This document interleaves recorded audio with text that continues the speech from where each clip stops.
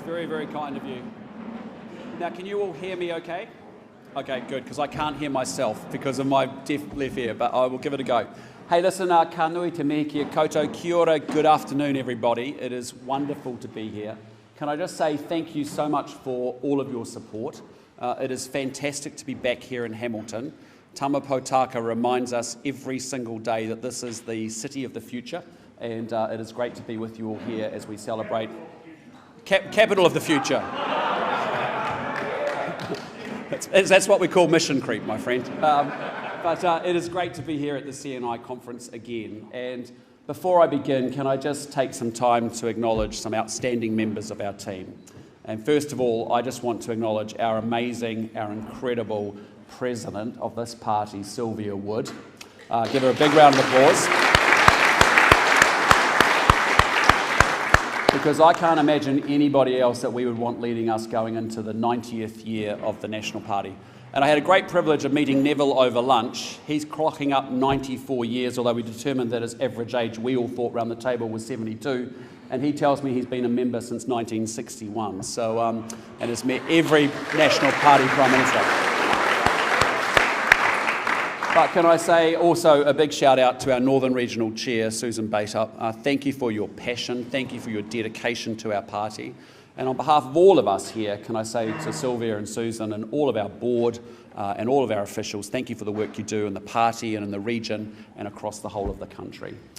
Can I give a, give them a big round of applause. Can I give a very special shout out to my very good friend and our amazing deputy leader, our incredible finance minister. She's going to go down as one of the best in the history of this country, I'm telling you now. You heard it from me first. The incredible Nicola Willis. You just heard an amazing address. Give her a big round of applause.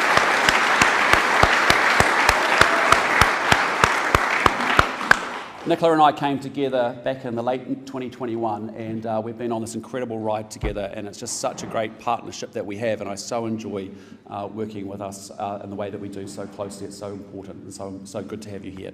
Can I just acknowledge all of the MPs who are working incredibly hard in their communities, but also up and down in Wellington, helping get New Zealand back on track. And in fact, can I get all of our CNI MPs to stand up? Absolutely. Come on, Barb, Tim. Excellent. Give a big round of applause.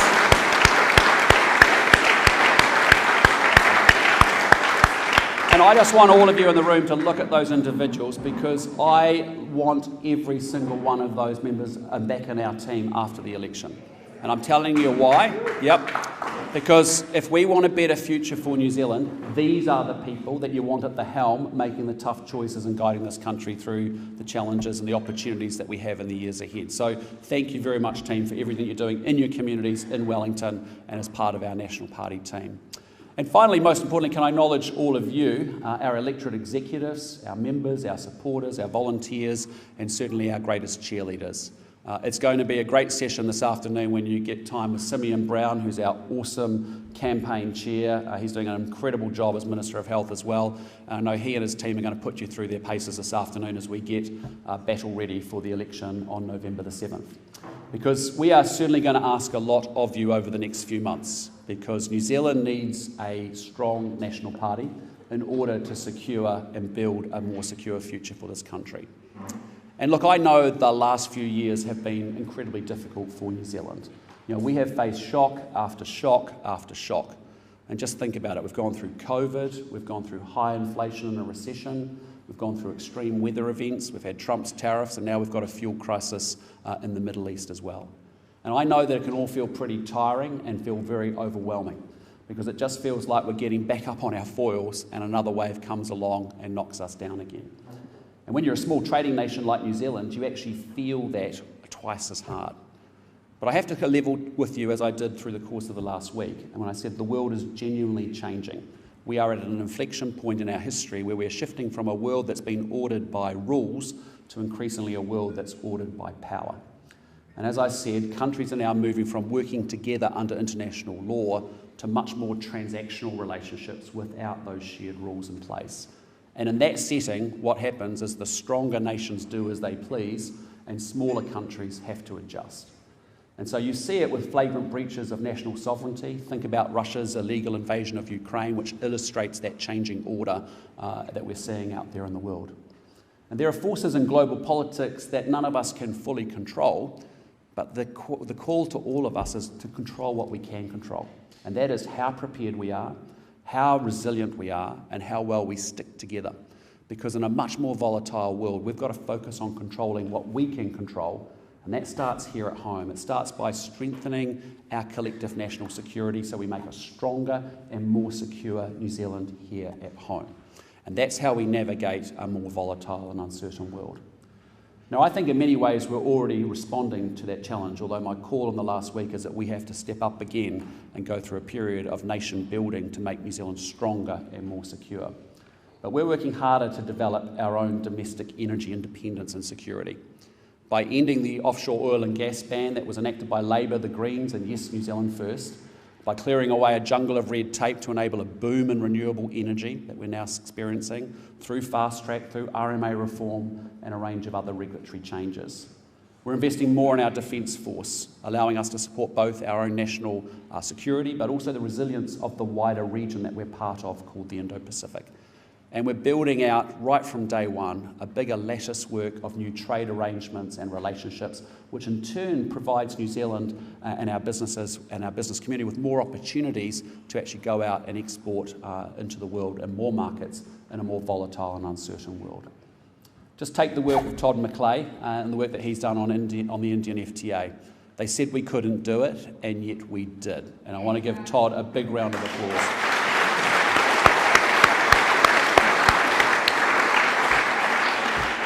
I'm telling you, that is a landmark agreement. That is going to reduce or eliminate tariffs on 95% of our exports to India, on everything from lamb and wine to kiwi fruit and honey and infant formula. And in a more volatile world, that gives our exporters a shot at a new market, new customers, and also a real chance to diversify our trade and to reduce our reliance and exposure to the risk of further disruption offshore. And many of you in this room, you run businesses, and no responsible business owner would allow themselves just to become reliant on one or two customers only, without working round the clock to do everything you can to bring in new work and also new opportunities. And so as a small trading nation, we have to take exactly that same approach. And that's why we prioritise India, and that's why we're going to keep deepening our ties offshore with old friends and also new partners. Now, of course, not everyone has agreed with the Indian FTA. The same people who were frankly wrong on the China FTA, they were wrong on the TPP, and they are wrong backing and opposing the Indian FTA again. And I can tell you they were wrong then, and they're wrong again here as well. Now look, just a few months ago, I announced that the election would be held on November the 7th. And I've seen some journalists and some commentators, you may have seen it as well, suggest in recent weeks that what they'd love to see is what a National and Labour grand coalition. Yeah. How do you like that idea? Yeah, well, I've got to tell you, they've got to get real, right? Because that is not going to be happening for very good reasons. And the reason is that our team has spent 2.5 years trying to fix the ungodly mess left behind by the Labour Party. And I want you to think about it. Inflation sitting at 32-year highs. Debt skyrocketing, exactly as Nicola just explained to you. Daily ram raids. You know, there was a time when Paul and Mark and myself and Tama and Ryan, we'd go around Hamilton actually checking out stores that had been ram raided the night before. Co-governance of public services. Reading and writing going backwards and not many kids showing up at school. And worst of all, Labour trying to teach Kiwis that the solution to any and every problem was quite simply spend more, tax more, borrow more, and more government control over your life. Well, I've got to tell you, New Zealand cannot go back, and New Zealand will not be going back. And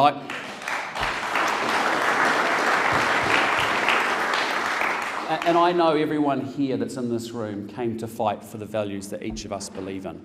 And they are quite simply limited government, personal responsibility, lower taxes, and the importance of family and community.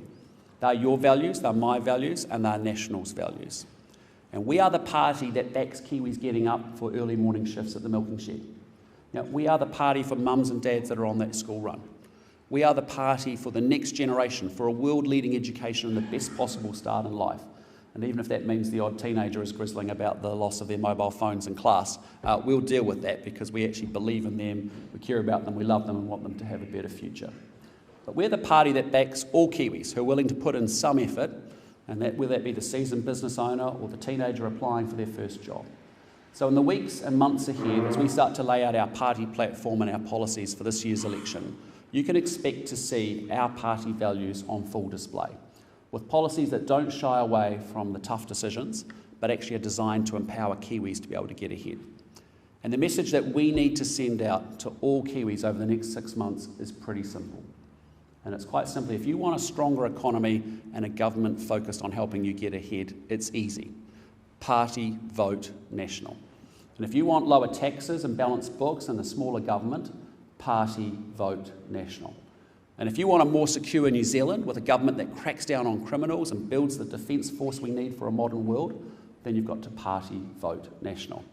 And if you want real results in our schools and our hospitals, a government that achieves more with every single taxpayer dollar, you've got to party, vote, national. Pretty simple, right? Don't need any strategic voting, very simple. 2 ticks blue is the message for everybody. That's the only way forward. And I remember addressing this event back in 2023 and saying that it was on every single one of us to ensure that National won the election. The country needed us, and so every bit mattered. Every door knocked, every leaflet delivered, every chat with a neighbour over the back fence mattered. Well, I've got to say, you got out and you delivered. And I know, as Nicola alluded to before, that our team in Parliament has spent every moment of the last 2.5 years driving change to repay the faith that you showed us. I just want to say, look at Nicola Willis getting the books in order so that we can deliver smaller government and reduce the pressure on inflation. Nicola has taken a razor to consultants and wasteful spending. I think she's taken about $1 billion out of Wellington consultants and contractors. We've delivered tax relief for the first time to hard-working Kiwis for the first time in 14 years, saving 1.9 million households $60 a week. As well as that, we've offered up Family Boost childcare tax credit, which is worth up to $120 per week. And we've helped increase New Zealand super for a married couple by $180 a fortnight since the election. So we know it's tough for Kiwis as we all deal with crisis after crisis. But that's why it's so important to have responsible economic management in charge. Because being able to withstand all of those international shocks and crises depends on the size of the economic buffers that you have. And National is rebuilding those buffers so that we can restore our financial security, which in turn creates a stronger and more secure New Zealand in that more volatile world. Just look at the work of Erica Stanford and what she's been leading on education. Because parents are ambitious for their kids, but National is ambitious for your kids. That's why National is delivering the biggest reform to our education system in a generation, and it's all because we want to set up our kids for a brighter future. Look at what National has achieved. We've banned the cell phones in classroom. We've implemented an hour each of maths, reading and writing, every classroom across the country. We've implemented structured literacy, which is one way, same way, every day, of teaching reading to our kids across all our schools. We're replacing the curriculum for 5 to 13-year-olds so that kids learn the basics brilliantly in a very defined curriculum that advances year by year. We've got a new teaching trial delivering 12 months of maths progress. Think about that. Kids who are behind by up to 12 months, we're catching them up in just under 12 weeks with remedial attention and support. We're bringing back we're replacing NCA, we're bringing back something called grades, that they go from A+ to E. It's a novel idea instead of the words, but that's a good thing to be doing. And we're putting an end to the failed experiment of barnyard open plan classrooms. And one of the coolest things we've got now is standardised reporting across the system. So if your kid moves schools or moves classes between teachers, actually parents know where they are and how they're progressing. And again, in the context of how we build a more secure, stronger New Zealand, education is how we literally secure New Zealand's future. Better educated kids means they can access higher paying jobs. That creates more economic security, which in turn creates a stronger, more secure New Zealand in that volatile world. Just look at National's values on proud display with the work of Paul Goldsmith and Mark Mitchell, cracking down on criminals to restore law and order in our communities. And if you remember 3 years ago, ram raids dominated the nightly news. Dairy owners were sleeping behind their counters in their stores. Gangs acted with impunity, brazenly wearing their patches in public and intimidating whole neighbourhoods and whole communities. And the previous government's answer was quite simple. Fewer people in prison, fewer consequences for crime, and more excuses for offenders. And the result was really predictable. Violent crime surged, retail crime exploded, and ordinary Kiwis paid the price. And that era is ending because Paul Goldsmith and Mark Mitchell are restoring law and order by doing what should always have been done: backing our police, standing up for victims, not offenders, and making it clear that crime has real consequences. And so in our short 2.5 years, we've banned gang patches in public. We've given police stronger powers and put more police out there being visible on the beat. We've restored the 3 strikes for the worst possible offenders, and we've introduced tougher tools like move-on orders to reclaim our central cities. And wouldn't you know it, when you stop making excuses for criminals and you start enforcing the law, it kind of works, because serious violent crime is falling fast. We've got 49,000 fewer victims of serious violent crime from when this government came to office. Youth offending is down 22%. Gang intimidation is being rolled back. And remember those daily ram raids we talked about here in Hamilton and across the country? Well, ram raids across New Zealand are down 85%. Now,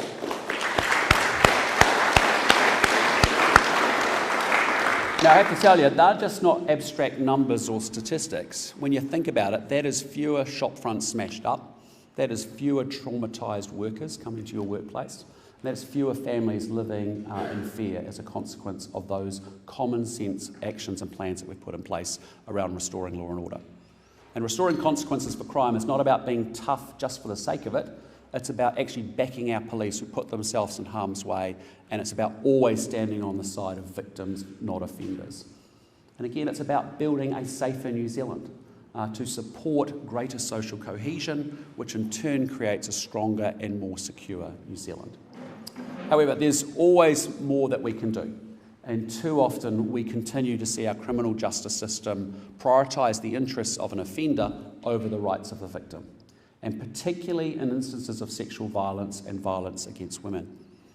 Like me, I'm sure you've read many cases where, following conviction for sexual offending, an offender, often young, often male, relies on a so-called good character reference to reduce their sentence. And essentially, as the law is written today, judges are required to take into account testimony from individuals willing to speak to an offender's character. So think former coaches, employers and family members that are willing to state on the record that any offending is the exception, not the rule. Well, I have to say to you, I think that's an absolute disgrace. No sexual offender is a person of good character, period.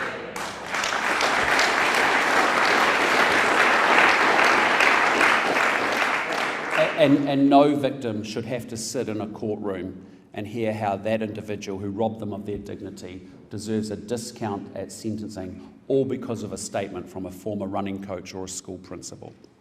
And I don't care if you were a good athlete, and I don't care if your manager liked that you turned up on time to work. But that victim in the courtroom is your character, your conviction is your character, and no sympathetic statement to the contrary should play a role in their sentencing.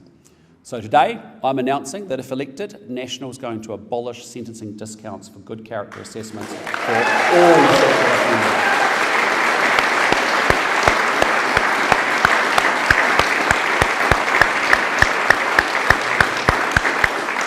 No sex offender is a person of good character, and that's as far as it goes.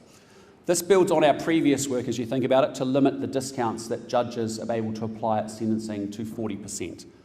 Giving sexual violence victims the power to determine whether their perpetrators receive permanent name suppression or not. And it's all part of our work building on the work about making stalking illegal and a jailable offence as well. And while I'm here, I just do want to acknowledge victims advocate Ruth Money, who has actually advocated for this change for some time. And I want to say to Ruth, thank you for your hard work, thank you for your advocacy, because she is an incredibly tireless representative for victims and their families. And as a national team, yes, give her a round of applause, please.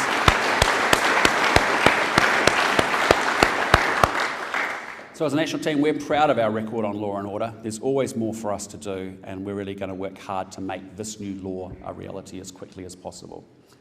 And so when I say you can expect to see our party values on full display in our election policies, don't take that as a vague promise with no plan. Take that as a commitment of an experienced and common sense team that actually knows how to get things done. A team that is again coming to you to say, look, we need your help. We need you because New Zealand needs us. And our country needs National to keep going, fixing the basics, building the future. And members, make no mistake, this election, like they always are, is about a choice. It's about a choice between a team that is fixing the basics and building the future and an opposition that has no plan, no delivery, and no idea how to pay for the promises that they're already making. And I am absolutely determined that on November the 7th, New Zealanders will choose to keep going forwards. But we need all of you. We need every single member in this room knocking on those doors, delivering those pamphlets, having the conversations over the back fence, and making the case to party vote National. So I call on you once ago, let's go to work again, let's go remake the case, and let's get out there together. Let's go win this election, and let's build a New Zealand where every single Kiwi gets a fair shot at a better life, and our kids get the brightest possible future. Thank you very much, and thank you for your support.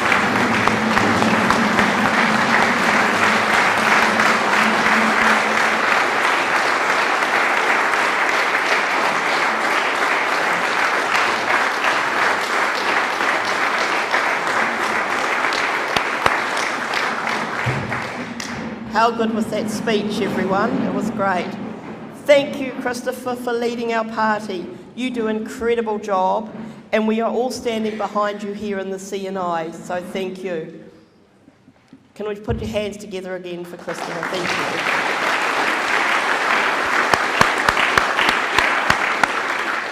you. Now I'm handing over to our campaign team. Can we please welcome the Honourable Simeon Brown, Campaign Chair, and Chloe Masters, Campaign Manager and Operations and Engagement. And Simeon will speak to